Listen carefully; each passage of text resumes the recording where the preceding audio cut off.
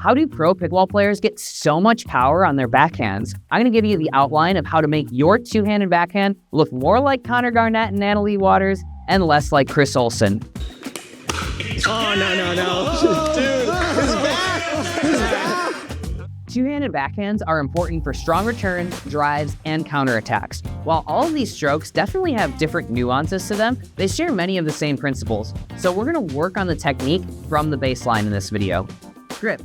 Just like we spoke about in the topspin backhand dinks video, the grip is vital. I'll start with my dominant hand at the base of the grip and as much of my left hand as possible on the grip as well. The more hand I have on the grip, the more wrist snap, power, and acceleration I can get on the shot. The more hand I have behind the paddle, the more control and stability I have.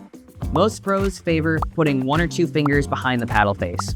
Preparation. So just like on our forehand, most of our power isn't going to come just from our arms, but rather from the coiling and uncoiling of our torso. On the backhand, it looks like here and here. This all stems from the upper body rotation. When I'm preparing, I'm going to try and point my right shoulder directly towards my target. I also don't need a massive backswing.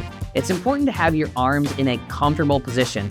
While some pros will lock out their front arm, I prefer to have a slight and comfortable bend. It makes my swing slightly more maneuverable if I need to make a last-second adjustment. The left arm should definitely not be straight in the preparation. We want a comfortable bend, otherwise we'll look like this. Wrist position. Similar to the forehand where I lay my wrist back, I'm going to lay my left wrist back in the preparation.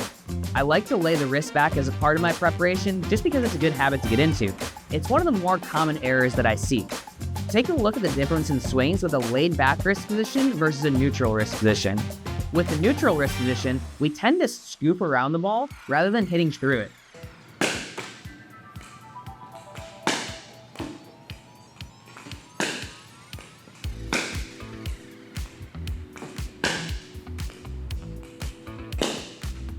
If you're getting sidespin on your two-handers, you're likely not laying the wrist back.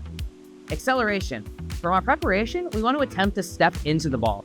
So from the loaded position, the paddle head drops slightly below the level of the ball, and we accelerate quickly towards the ball. In this preparation, we want our paddle face slightly closed here. While much of our power comes from the rotation, the arm we're focusing on is the left arm pushing towards the ball, which brings us to swing path.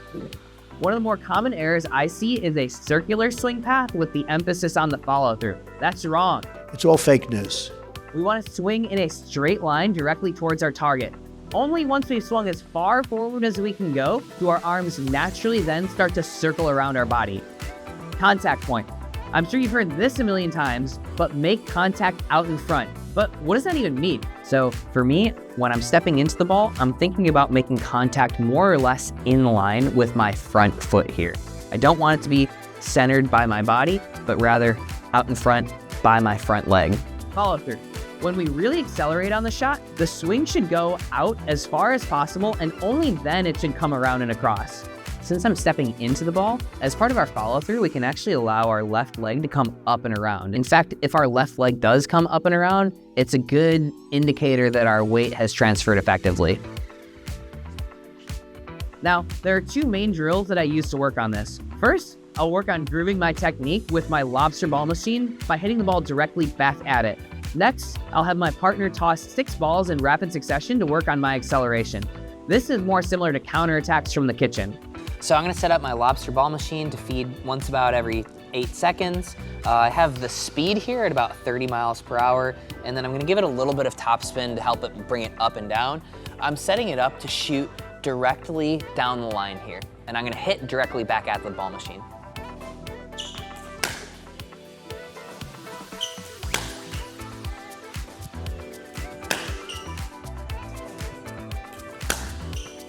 So in this drill, I'm gonna have my partner throw me 6 balls in very quick succession, and my objective is just to do a quick acceleration and get ready for the next one.